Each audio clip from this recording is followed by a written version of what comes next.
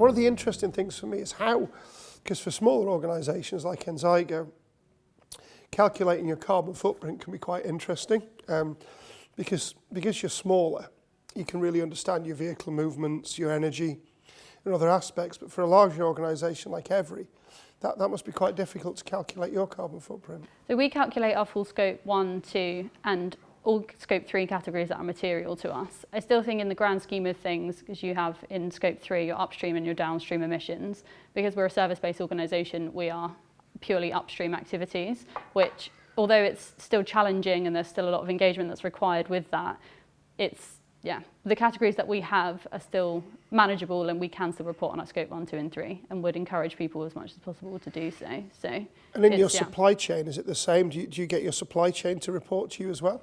Yeah, so we had a supply decarbonisation event at the back end of last year.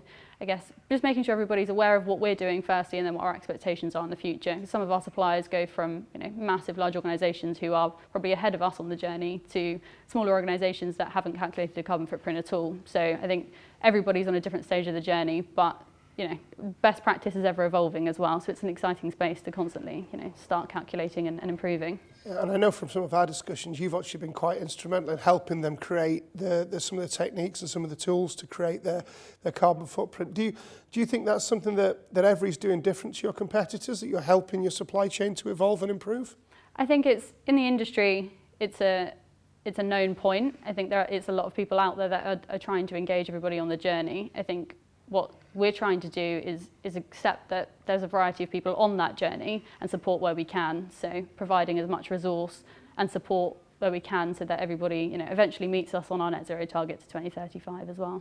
I think that's superb. Looking at some of the final question for you is, what do you feel is the biggest challenge to reaching net zero? And I'll put that in two ways. What do you think the biggest challenge for you as a company, as Evri is?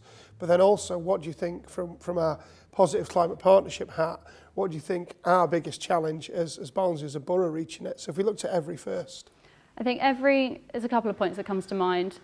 The supplier and scope 3 engagement is a big challenge, because the expectations and resource and everybody, as I say, on that journey, but trying to get everyone along. I think it's easier said than done, I think. Another one for us as well is that internal combustion engines have been developed over years and years to be as efficient as they possibly can, and trying to decarbonise fleet with technology that isn't there yet, to be honest.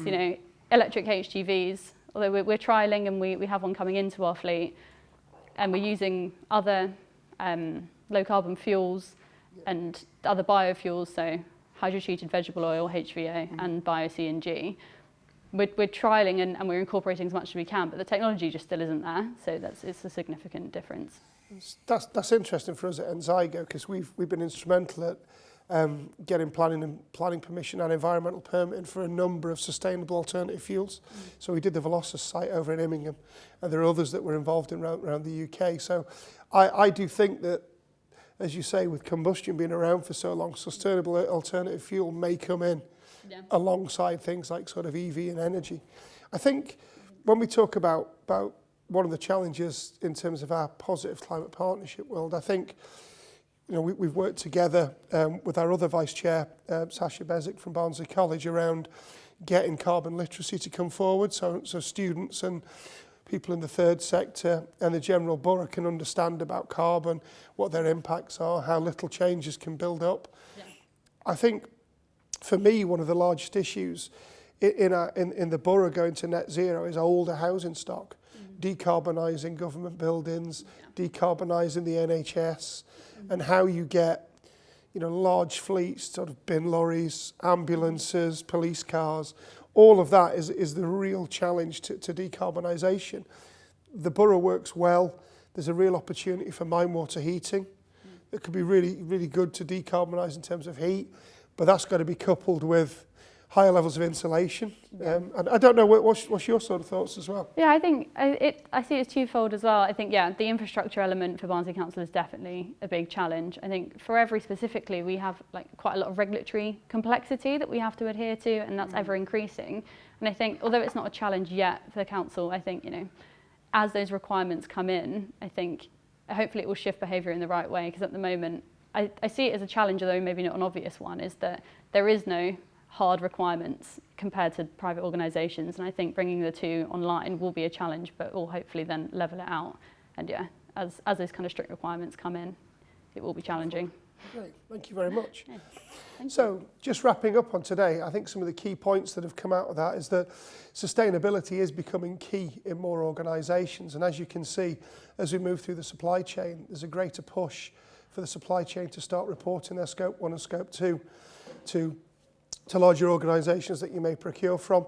It's interesting to hear about how sustainable alternative fuels are still becoming part of the mix. And I think one of the things it is that a lot of businesses are moving towards decarbonisation, but it is conscious that there's a long way to go and there's still quite a few challenges along the road. Thank you.